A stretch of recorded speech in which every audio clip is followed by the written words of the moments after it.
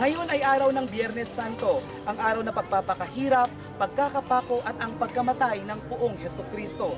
Ngayon mga kaibigan, nandito tayo ngayon sa harapan ng simbahan ng Romano Katoliko at nakikita natin sa ating paligid ang mga imahen na kasali sa posisyon na magsisimula mamaya lamang.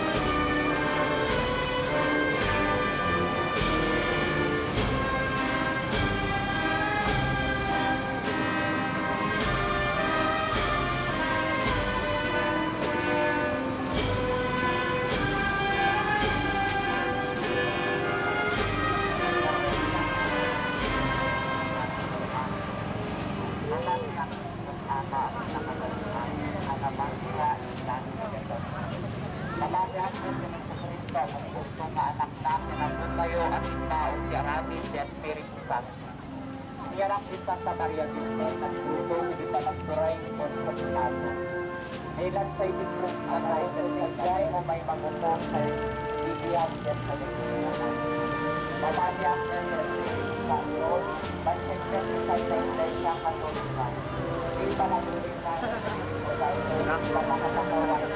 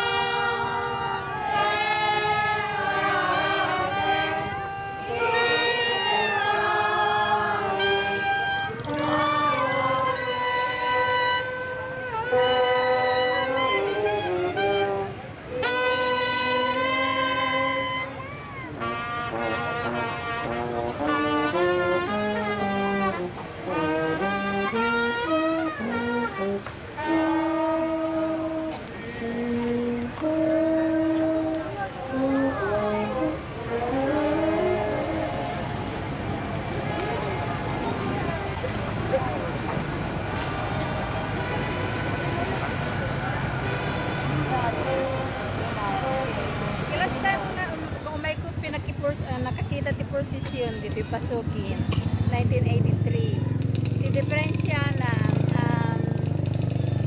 awan ti Huwebes Santo ti Katoliko. Then may kadupay nga diferensya at ado ti Revolto itan. They are more colorful, attractive, can beautiful. Ado ti nagidondonar ti Revolton iso nga and they take care of their own Revolto. Yeah, so that's all. Thank you. Tapos na po ang prosesyon para sa mahal na araw ng Biyernes at makikita natin na ang mga imahen ay nakabalik na sa loob ng simbahan. Ngayon naman, makikinggan natin ang saloobin ng mga kabataan para sa paggunita ng mahal na araw. Para sa akin bilang isang kabataan, ang Semana Santa ay isang tradisyong dapat pangalagaan na dapat yung mga susunod na henerasyon ay dapat ay i-practice nila ito o kaya tangkiligin pa rin nila ito, gawin nila yung mga ginagawa natin. Dahil itong Semana Santa ay namumugod tangi na pagpapakita natin ng ating pananalig